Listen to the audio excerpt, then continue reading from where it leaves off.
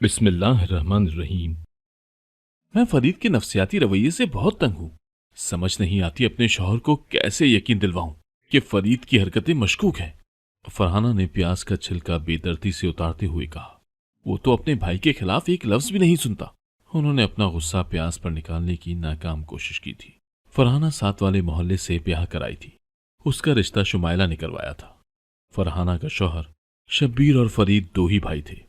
फरहाना रिश्ते में उसकी दूर पार की चचेरी बहन लगती थी, इसीलिए शम्मो वक्तन फवक्तन उसकी खबरगिरी करने चली आती थी। अरे फरो, ये क्या कह रही हो तुम? फरीद तो इस गांव का सबसे पढ़ा लिखा और सुलझा हुआ लड़का है। शम्मो ने अपनी छोटी छोटी आंखों को घुमाते हुए कहा, ज्यादा पढ़ने लिखने से ही पागल हो गया है। फरहाना ने बेजारी से कहा और प्याज एक तरफ रखकर दाल साफ करने लगी। तेरा वहम है फरहाना, अभी दिन ही कितने हुए तुझे ब्याह के आए हुए जो बिन माँ बाप के बच्चे से बदगुमान हो रही है। तू फरीद को छोड़, ये बता शब्बीर ख्याल तो करता है ना तेरा? शब्बीर ने जरा भी कोताही की तेरी तरफ से तो उसके कान खींचने से भी गुरेज नहीं करूंगी। शम्मो की बात सुनकर फरहाना के गुस्से से भरे चेहरे पर खुशी झिलमिलाने लगी थी। बाजी, शब्बीर मेरा बहुत ख्याल रखता है, मेरी हर जरूरत बगैर कहे पूरी कर देता है, और तो और मेरे साथ घर के काम भी करवाता है। फरहाना ने दुपट्टे का पल्लू दांतों से दबाते हुए कहा तो शम्मो खिलखिलाकर हंस दी। बिन माँ बाप की बच्ची का ख्याल हर वक्त उसका दामन पकड़े रखता था, इसीलिए वो अपने 5 बच्चों की जिम्मेदारी से वक्त निकालकर फरहाना की खैर खबर लेने पहुंच जाती थी। अच्छा, अब मैं चलती हूं, तू हांडी चढ़ा ले, शब्बीर और फरीद आते ही होंगे। फरीद का नाम सुनकर फरहाना के मुंह का जाविया एक बार फिर बिगड़ गया था। दुकान शब्बीर अकेला संभालता है, जमीन भी इसीलिए ठेके पे दे दी। शब्बीर से अकेले जमीन नहीं संभाली जाती थी, जब से ठेके पे दी है सुकून है। जो मुनाफा होता है दोनों भाई बराबर बांट लेते हैं। निकम्मा फरीद, वो तो सारा दिन आवारा फिरता है और शाम को वापस आकर अपने कमरे में बैठा न जाने कौन सा खजाना दरियाफ्त करता रहता है। अब तक तो उसके कमरे में खिलौनों का ढेर लग चुका होगा। हर रोज आते हुए ट्रेन, कार, साइकिल, गेंद और पता नहीं क्या क्या उठा लाता है। सारे पैसे यूं ही उड़ा देता है। मैं तो वैसे भी कभी उसके कमरे में नहीं जाती। शब्बीर को दुकान से इतना वक्त भी नहीं मिलता कि अपने भाई के करतूतों पर नजर रख ले। सारा दिन मोहल्ले के आवारा बच्चों को लेकर घूमता रहता है। बच्चों की माएं मुझसे शिकायत करती हैं। मैंने शब्बीर को कई बार कहा है कि फरीद को समझाए, मोहल्ले के बच्चों से दूर रहे। बच्चों की माएं फरीद से खौफजदा हैं, लेकिन शब्बीर मेरी बात सुने तब ना, हमेशा सीना तान कर एक ही बात कहता है कि मेरे भाई ने 14 जमातें पास की हुई हैं, वो बड़ा सियाना है, बच्चों को अच्छी बात सिखाएगा। गांव के लोगों की तो आदत है खुराफात बकने की। अब की बार फरो की बात सुनकर शम्मो हैरत में मुब्तला हो गई। उसने भी गांव के 1-2 लोगों से फरीद के बारे में अजीबो गरीब बातें सुनी थी। शब्बीर से इस बारे में बात की तो वो कहने लगा, बाजी, लोग झूठ बोलते हैं। फरीद बस तन्हाई का शिकार होकर गुमसुम रहने लगा है, वरना उसने कभी किसी को जरा भी नुकसान नहीं पहुंचाया। बस अपनी जात में ही मगन रहता है। मेरी आपसे दरखास्त है कि आप घर आकर फरहाना को समझाएं। फरीद पागल नहीं है, वो लोगों की बातों में आकर उससे नारवा सुलूक करने लगी है। शब्बीर के चेहरे पर छोटे भाई के लिए तड़प देखकर शम्मो का दिल पिघल गया। उसने शब्बीर को तसल्ली दी और फरहाना को समझाने चली आई, लेकिन फरहाना की बातें सुनकर वो दम बखुद रह गई थी। फरहाना, तुम इस मामले में खामोश रहो। तुमने ज्यादा शोर डाला तो तुमसे तुम्हारा शौहर बदगुमान हो जाएगा। फरीद के लिए अपनी गृहस्थी बर्बाद न कर लेना। मैं शब्बीर को अपने घर बुलाकर समझाऊंगी। तुम्हारा फिक्रमंद होना जायज है, लेकिन सब्र से काम लो। हम मिलकर जरूर कोई ना कोई हल निकाल ही लेंगे। शम्मो चादर संभालती घर जाने को तैयार हुई। फरो ने दोपहर के खाने पर रोकने की कोशिश की, लेकिन वो फिर आने का वादा करके चली गई। फरहाना अब मुतमईन हो गई थी। वो जानती थी कि शम्मो बाजी जरूर शब्बीर को समझा लेंगी। शम्मो बाजी के इसरार करने पर शब्बीर भाई को मस्जिद के इमाम साहब के पास दम करवाने ले गया। बाजी, एक पागल को भला दम दुरूद से क्या इफाका होगा? फरीद को दम दुरूद की नहीं, इलाज की जरूरत है। फरो कच्चे सहन के एक तरफ बने मिट्टी के चूल्हे पर चावल पका रही थी। शमो करीब पड़े मूढ़े पर बैठी सलाद काट रही थी। आज वो फरो से मिलने आई तो उसने बताया कि शब्बीर ने आपके समझाने पर यह असर लिया कि दम करवाने पहुंच गया। कह रहा था, शम्मो बाजी और अतीक भाई ठीक कहते हैं। फरीद का रहन सहन आम इंसानों से मुख्तलिफ है। मुझे ये जादू टोने या भूत प्रेत का मामला लगता है। मेरे जवान भाई को न जाने किसकी बुरी नजर लग गई। फरू ने शौहर के लहजे में हर बात मानो अन उसके गोश गुजार की तो वो हंस दी। शमो बाजी को हंसता देखकर फरू भी हंसने लगी। फरहाना, तेरी सारी बातें किसी हद तक ठीक हैं।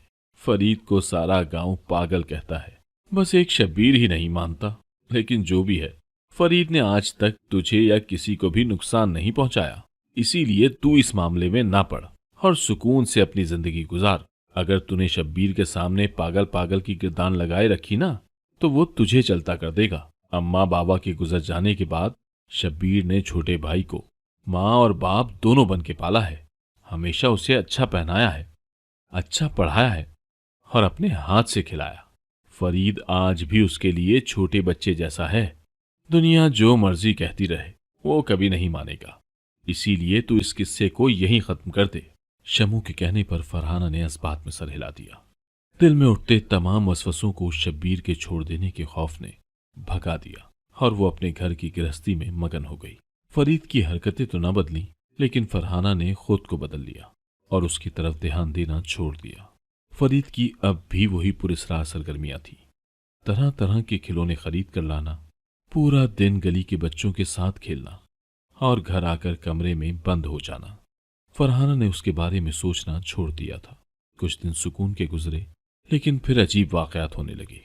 फरीद जिन बच्चों के साथ गलियों में खेला करता था, उन बच्चों में से रोज एक बच्चा गायब हो जाता था। 15-20 बच्चे गायब हुए तो गांव में खौफो हिरास फैल गया। गांव वाले शाम होते ही अपने घरों में बंद हो जाते। हैरत की बात यह थी कि किसी का भी शक फरीद पर नहीं था। ये किसी बदरूह का काम लगता है। गांव के कुछ डरपोक लोगों ने ये बात सारे गांव में आग की तरह फैला दी। बच्चों के वालिदैन ने कोई कार्रवाई करने के बजाय रो धोकर बच्चों की गायबाना नमाज़े जनाजा पढ़वा दी। लोग आमिलों से अपने घरों का हिसार करवाने लगे ताकि बदरू उनके घर में दाखिल ना हो सके। जब से साथ वाले गांव के आमिल ने पूरे गांव के गिर्द हिसार खींचा था, तो कोई भी बच्चा गायब नहीं हुआ था। अब तक तो जालिम बदरू ने बच्चों को चीर फाड़ के रख दिया होगा। शब्बीर ने फरू की तरफ देखते हुए खौफ से कहा। शब्बीर अंधेरा होने से पहले ही दुकान बंद करके घर आ जाता था, जबकि फरीद इस वाक़े के बाद 2-2 दिन घर से गायब रहने लगा था। इस वक्त भी फरीद घर में नहीं था। शब्बीर, गांव में पहले तो कभी ऐसा वाक़या नहीं हुआ, हमें पुलिस की मदद लेनी चाहिए, फरहाना ने शौहर को देखते हुए कहा। न जाने क्यों फरू को इस वाक़े के पीछे फरीद लग रहा था। जब से फरीद गायब रहने लगा था, उसका शक यकीन में बदलने लगा था। कमली है तू फरू, पुलिस इस मामले में पड़ने को तैयार ही नहीं है। गांव में भूत प्रेत का आना जाना लगा रहता है। आज से 40 साल पहले भी कुछ ऐसे वाकयात हुए थे। शब्बीर के कहने पर वो खामोश हो गई। मुझे खुद ही कुछ करना पड़ेगा, फरहाना ने किचन की तरफ जाते हुए मुसम्मम इरादा कर लिया। शमू बाजी, खुदा का वास्ता है, मेरी बात पर यकीन करें, कोई भूत प्रेत नहीं होते, ये सब फरसूदा बातें हैं। चंद दिन के बाद शमू मिलने आई तो फरू ने उनके सामने भी अपना खदशा जाहिर किया, लेकिन शमू किसी सूरत मान के ही नहीं दे रही थी। अरे फरहाना, तू तो पगली हो गई है, घर के कामकाज में दिमाग लगाया कर, इन फजूल बातों में वक्त जाया ना किया कर। शमू ने आवाजारी से कहकर जान छुड़ाने की कोशिश की, लेकिन फरहाना अपनी जिद पर अड़ी रही और शमू को उसकी बात माननी ही पड़ी। मंसूबा कुछ यूं है, जब फरीद घर से निकलेगा तो मुनीर उसका पीछे करेगा कि आखिर ये फरीद जाता कहाँ है। हो सकता है उसने बच्चों को कहीं छुपा कर रखा हो और ये काम मुनीर ही कर सकता है। वैसे भी उसकी फितरत में तजस्सुस कूट कूट कर भरा हुआ है। फरहाना ने बाजी शम्मू के छोटे भाई का नाम लेकर कहा, ठीक है, मैं मुनीर से कह दूंगी, लेकिन तू देख ले फरू, अगर इस बात का शब्बीर को मालूम हो गया ना तो वो तूफान खड़ा कर देगा। शम्मू ने नीम रजामंदी के साथ साथ एक बार फिर अपना खदशा जाहिर किया। बाजी, कुछ नहीं होता, बस आप मुनीर को सारी बात समझा देना, फरहाना कहकर शम्मू के बच्चों का हाल अहवाल पूछने लगी। जब ये वाकया हुआ था, वो सब भी घर में महसूर होकर रह गए थे। फरीद दिन के 11 बजे घर से निकला तो फरहाना बाजी शम्मू के घर बताने चली आई। मुनीर भी वहीं मौजूद था, इसीलिए बगैर वक्त ज़ाया किए मुनीर घर से निकल गया। मुनीर ने पूरे गांव में फरीद को ढूंढा, लेकिन वो उसे कहीं न मिला। न जाने चंद ही मिनटों में वो कहाँ जा छुपा था। 2 दिन तो फरीद उसकी नजरों से ओझल हो जाता। तीसरे दिन मुनीर ने देखा कि वो गांव से निकलकर एक किताबों की दुकान पर जा रुका। वहां से पेंसिलें, कापियां वगैरह खरीदने लगा। शब्बीर भाई ठीक ही कहता है, फरहाना बाजी पागल हो गई है जो एक बेजरर बंदे पर शक करती है। मुनीर ने बड़बड़ाते हुए साइकिल गांव की तरफ मोड़ दी। फरहाना बाजी के इसरार करने पर 7 दिन मुसलसल मुनीर उसका पीछा करता रहा, लेकिन कोई काबिल जिक्र बात हाथ ना आई। फरीद कभी मिट्टी के खिलौने और कभी खुश खाने का सामान खरीद रहा होता था। बाजी, ऐਵੇਂ तू इस साईं बंदे पर शक कर रही है, वो थोड़ा खिसका हुआ जरूर है, लेकिन तू जैसा सोच रही है ना, वो वैसा नहीं है। मुनीर ने फरहाना को यकीन दिलवाने की कोशिश की। मेरी छठी हिस्स गलत नहीं कहती मुनीर, कहीं ऐसा तो नहीं है कि तूने उसका पीछा ही नहीं किया। फरहाना के कहने पर मुनीर खफगी से जाने के लिए उठा। बाजी, तू बड़ी एहसान फरामोश है, 7 दिन ख्वार करवा के ये नाम दे रही है। मुनीर के कहने पर फरहाना माजरत करने लगी। अच्छा, बस तू कल आखिरी दिन फरीद का पीछा कर लेना। अगर कल कोई सिरा हाथ ना लगा ना, तो मैं हार मान लूंगी। फरहाना ने इल्तिजाई अंदाज में कहा। ना भाई, इस जासूसी में मेरे काम का हर्ज हो रहा है, अब मैं मजीद जासूस नहीं बन सकता। मुनीर ने 2 टोक लफ्जों में इनकार कर दिया। तेरी दुकान की जितनी भी 8 दिन की दिहाड़ी बनती है ना, वो मैं दे दूंगी, बस तू कल चला जा। फरहाना के कहने पर मुनीर रजामंद हो गया।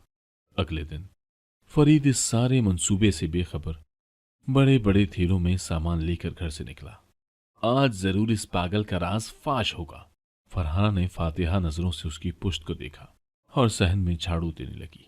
मुनीर के पैर पर किसी जहरीले कीड़े ने काट लिया था, इसीलिए उसका पैर सूजा पड़ा था।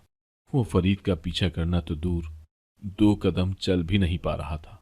शाम के वक्त फरहाना मुनीर का पता करने शम्मू आपा के घर आई तो उसकी हालत देखकर अपना सर पीट लिया। अच्छा भला मौका हाथ से निकल गया था। बाजी शम्मू, इसे समझाया, ये बस इसका वहम है, वो पागल भला क्यों बच्चों को अगवा करने लगा। मुनीर ने कराते हुए कहा। तो शम्मू भी भाई की हमनवा हो गई।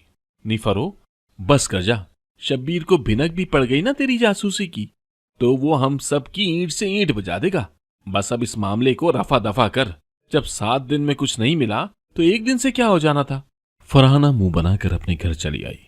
बाजी शम्मू और मुनीर की बातें सुनकर दिल कहता, छोड़ फरहाना, ऐसी कोई बात नहीं, लेकिन साथ ही दिमाग घंटियां बजाने लगता कि जरूर कुछ ना कुछ तो है। उस वाक़े के बाद कोई बच्चा गायब नहीं हुआ था। भूत प्रेत होते तो दोबारा जरूर ऐसा कुछ होता, और अगर फरीद ने यह सब किया तो कोई सुराग तो जरूर मिलता, लेकिन अब तक कुछ भी सामने नहीं था। चंद दिन इसी शशोपंज में गुजर गए। कुछ दिन बाद फरीद फिर से थैले भर कर घर से निकला तो फरहाना बगैर सोचे समझे उसके पीछे हो ली। चल चल कर फरहाना थक गई थी और उससे एक कदम उठाना भी दोभर हो गया था, लेकिन उसने हिम्मत ना हारी और फरीद से कुछ फासले पर उसके पीछे चलती रही। आज वो हर हाल में फरीद को रंगे हाथों पकड़ना चाहती थी। 30 मिनट पैदल चलने के बाद वो लोग गांव के वाहिद बसों के अड्डे तक पहुंच गए थे। शुक्र है परस साथ लाई थी। फरहाना ने हाथ में दबे पर्स को मोहब्बत से देखा और चादर से अच्छी तरह चेहरा ढांप कर बस पे सवार हो गई। 1 घंटे की मुसाफत के बाद बस शहरी अड्डे पर जाके रुकी।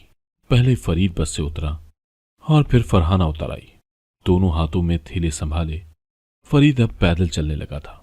आखिरकार कुछ देर बाद फरीद एक बड़ी सी इमारत के सामने खड़ा था। इमारत में दाखिल होकर फरीद एक काउंटर पर जा खड़ा हुआ। फरहाना उससे कुछ दूर खड़ी थी। वो काउंटर पर खड़े लड़के से नजर बचाकर फरीद के पीछे चली आई। इस पागल ने इतनी शानदार इमारत में बच्चों को अगवा करके रखा हुआ है, फरहाना ने हैरत से इधर उधर देखते हुए सोचा। फरीद दरवाजा खोलकर अंदर दाखिल हुआ और दरवाजा खुला रहने दिया। फरहाना दरवाजे की ओर से अंदर झांकने लगी। अंदर का मंजर देखकर उसके होश उड़ गए। ये फरीद है? वो आंखें फाड़ कर फरीद को देख रही थी। कमरे में गांव के तमाम गुमशुदा बच्चे साफ सुथरे कपड़ों में मलबूस अपने अपने बेड पर बैठे हिल हिल कर सबक याद कर रहे थे। मेरे प्यारे बच्चों, कैसे हो सब? फरीद ने थैले जमीन पर रखकर खुशदिली से कहा तो सब बच्चे किताबें बंद करके उसके गले आ लगे। फरीद अब बिल्कुल नॉर्मल इंसान लग रहा था। वो गुमसुम रहने वाला फरीद, जिसे सब पागल समझते थे, वो शायद गांव में रह गया था। फरहाना भाभी, कब तक बाहर खड़ी रहेंगी? अंदर आ जाएं। फरीद की आवाज उसके कानों में पड़ी तो वो पत्थर की हो गई। चाहकर भी फरहाना एक कदम नहीं बढ़ा सकी। फरीद ने अगर मुझे मारकर कहीं छुपा दिया तो? ये सोचकर खौफ की लहर उसके जिस्म में सरायत कर गई। फरीद ने बच्चों को वापस बैठने का इशारा किया और फरहाना के सामने आकर खड़ा हो गया। जब आप घर से मेरे पीछे निकली थी ना, मैंने तभी आपको देख लिया था। फरीद के कहने पर फरहाना खौफजदा हो गई। फरीद, मैं तुम्हारे भाई की बीवी हूं, खुदारा मुझे ना मारना। फरहाना हाथ जोड़कर गिड़गिड़ाने लगी। मैंने आपको मारने के लिए नहीं, आपका तजस्सुस खत्म करने के लिए आपको अपने पीछे आने दिया। ये सब यहाँ स्कूल में पढ़ते हैं और यहाँ ही मिलजुल कर रहते हैं। इन सब बच्चों को गौर से देखेंगी तो पता चल जाएगा कि मैंने ऐसा क्यों किया। फरीद का नर्म रवैया देखकर फरहाना का खौफ कुछ कम हुआ और वो गौर से तमाम बच्चों को देखने लगी। गायब होने वाले तमाम बच्चे 10 से 12 साल के थे, जिन्होंने कभी स्कूल की शक्ल भी नहीं देखी थी। उनके माँ बाप तालीम को फजूल समझते थे, इसीलिए उन्होंने बच्चों को कम उम्री में ही काम पर लगा दिया था। कोई होटल पर चाय देता तो कोई साइकिल धो रहा होता था। फरीद ऐसे सब बच्चों को खेलने के लिए अपने साथ ले आता। लाख उनके माँ बाप चीखते, लेकिन फरीद पर कोई असर नहीं होता था। तंग आकर लोगों ने उसे कुछ कहना ही छोड़ दिया और बच्चों के साथ मारपीट से पेश आने लगे। फरीद हर रोज बच्चों की उजरत अपनी जेब से उनके बाप को दे दिया करता, इसलिए उन्होंने शिकायत करना छोड़ दी थी, क्योंकि उन्हें बच्चों के मुस्तकबिल से नहीं, पैसों से मतलब था। शरारती बच्चे गांव के स्कूल में नहीं पढ़ते थे। कभी मास्टर साहब की ऐनक तोड़ देते तो कभी एक दूसरे से गुत्थम गुत्था हो जाते। इसीलिए फरीद बच्चों को अच्छा पढ़ाने के लिए उन्हें शहर ले आया और हॉस्टल में दाखिल करवा दिया, ताकि वो पढ़ लिख कर पाकिस्तान का फख्र बन सके। ये सब करने के लिए तुम्हें पागल बनने का ड्रामा करने की क्या जरूरत थी? फरहाना ने डरते डरते एक और सवाल किया। मैं शुरू से कम गो था। जब आप ब्याह कर घर आई तो आपकी नजरों में खुद के लिए नापसंदीदगी देखकर मजीद खामोश हो गया। मेरी खामोशी को आपने पागल और नफ्सियाती मरीज का रंग चढ़ाकर पूरे गांव में मशहूर कर दिया। मैंने अपने भाई की मोहब्बत में आपका दिया हर लकब कबूल कर लिया। मेरा मकसद खुद की जात का दिफा करना नहीं था, इसीलिए खामोश रहा। मेरा मकसद इन बच्चों का मुस्तकबिल रोशन करना था। फरीद की बात सुनकर फरहाना शर्मिंदा हो गई। ये सच है कि शादी के बाद फरीद के लिए शौहर की मोहब्बत देखकर उसे चिढ़ होती थी। इसी वजह से फरीद कमरे का होकर रह गया और वो हर किसी को उसके नफ्सियाती होने की कहानियां सुनाया करती थी। फरीद, मुझे माफ कर दो, मैंने तुम्हें तकलीफ दी। फरहाना ने रोते हुए उसके सामने हाथ जोड़ दिए। भाभी, मैंने आपको माफ कर दिया है। तो फरहाना ममनूनियत से उसकी तरफ देखने लगी। आज से मैं और शब्बीर तुम्हारे इस रोशन मकसद में हर कदम पर तुम्हारा साथ देंगे। फरहाना ने आजम से कहा तो फरीद के चेहरे पर इत्मीनान छा गया। फरहाना और फरीद बच्चों को उनके घर वालों से मिलवाने गांव ले गए। गांव के लोग अपने बच्चों को जिंदा सलामत देखकर दंग रह गए। फरीद ने गांव वालों को सारा मामला बताकर माफी मांगी और उसका नेक मकसद देखकर सब ने ही उसे माफ कर दिया। सब बच्चे अपने अपने घरों को चले गए और फरीद भाभी को लेकर घर आ गया। फरीद भाई, हमें हॉस्टल वापस छोड़कर आओ, हमारी पढ़ाई का हर्ज हो रहा है। अगली सुबह सारे बच्चे फरीद के घर आंदम के और हॉस्टल जाने की जिद करने लगे। बच्चों, अभी हॉस्टल से छुट्टियां हैं, इसीलिए हम 2 दिन बाद वापस जाएंगे। आप सब ये वक्त घर वालों के साथ गुजारो। फरीद के समझाने पर बच्चे वापस चले गए। फरहाना ये देखकर खूब हंसी। शब्बीर फख्र से भाई की तरफ देखने लगा। मेरे भाई की मेहनत का रंग खूब गहरा चढ़ा है, शब्बीर ने मोहब्बत से कहा। तो फरीद की आंखों में आंसू चमकने लगे। वो उठकर बड़े भाई के पास आया। घुटनों के बल जमीन पर बैठकर भाई का हाथ पकड़कर आंखों से लगाकर चूमा। शब्बीर भाई, ये मेरी नहीं, आपकी मेहनत और तरबियत का फल है। आपने तालीम का शौक रखते हुए भी स्कूल छोड़कर घर को संभाला और मुझे शहर पढ़ने भेजा। मेरी हर ख्वाहिश को अपनी जरूरत पर फौकियत दी, मुझे एक ईमानदार और बुलंद हौसला बनाया। यह आपका दिया हुआ हौसला ही है जिसने मुझे हर मुश्किल में मजबूत बनाए रखा। दूसरों की जरूरत पर खर्च करने का ज़र्फ भी मुझे आपसे ही मिला है। दोनों भाइयों के साथ साथ फरहाना का चेहरा भी आंसुओं से भीग गया। दोनों भाई बहुत अरसे बाद एक दूसरे से बात कर रहे थे, वरना जब से फरहाना ब्याह कर आई थी फरीद अपने भाई से दूर दूर रहने लगा था। अच्छा, अब ये रोना धोना खत्म करें, नाश्ता ठंडा हो रहा है, फरहाना ने आंसू साफ करते हुए बुलंद आवाज में कहा। तो वो दोनों मुस्कुराकर उसकी तरफ देखने लगे। फरीद, तुमने इतनी जल्दी पार्टी बदल ली? देखो तो कैसे भाई के घुटने से लगे बैठे भाभी का मजाक उड़ा रहे हो। दोनों की मुस्कुराहट से चिढ़कर फरहाना खफगी से बोली तो सहन में दोनों भाइयों का कहकहा गूंजने लगा। फरहाना नाराजगी से रुख मोड़ गई। फरीद भाई का हाथ छुड़ाकर भाभी की तरफ चला आया। भाभी, अब तू ऐसे नाराज होगी तो मैं इस गांव की किस्मत नहीं बदल सकूंगा, फरीद ने उसके कदमों में बैठते हुए करब से कहा। तो फरहाना तड़प उठी। फरीद, अब तुझे मैं कभी तन्हा नहीं होने दूंगी, गुजरी बातें भूल जा और मुझे माफ कर दे। फरहाना ने एक बार फिर उससे माफी मांगकर फरीद की नजरों में अपना मकाम बढ़ा लिया। चलो अब तुम दोनों ये सब बातें खत्म करो। फरहाना, फिर हम हॉस्टल के बच्चों को साथ लेकर नहर की सैर करने जाएंगे। शबीर के कहने पर फरहाना ने इस बात में सर हिलाया और छोटी सी मेज पर नाश्ता लगाने लगी। फरीद भी नाश्ता लगाने में भाभी की मदद करने लगा। फरहाना के कहने पर फरीद ने गांव के स्कूल में नौकरी कर ली और शब्बीर गांव के बड़ों को समझा बुझाकर बच्चों को उनके घर से पकड़ पकड़ कर लाता। फरहाना बच्चों को बहला फुसलाकर ट्यूशन पढ़ाती थी। इन तीनों की मेहनत रंग लाई और गांव के लोग जबरदस्ती अपने बच्चों को स्कूल भेजने लगे। फरीद ये देखकर हर वक्त अल्लाह का शुक्र अदा करता था। अपने ख्वाब की ताबीर पा लेने के लिए बहुत कुर्बानियां देनी पड़ती हैं। फरीद ने हर तरह से अपना ख्वाब पूरा करने की कोशिश की और आखिरकार कामयाब हो गया। नाजरीन, अगर आपको हमारी आज की ये कहानी पसंद आई तो इसे अपने दोस्तों के साथ शेयर करना मत भूलिएगा। और अगर आप हमारे चैनल पर नए हैं और अभी तक आपने हमारा चैनल सब्सक्राइब नहीं किया तो सबसे पहले हमारे चैनल को सब्सक्राइब जरूर करें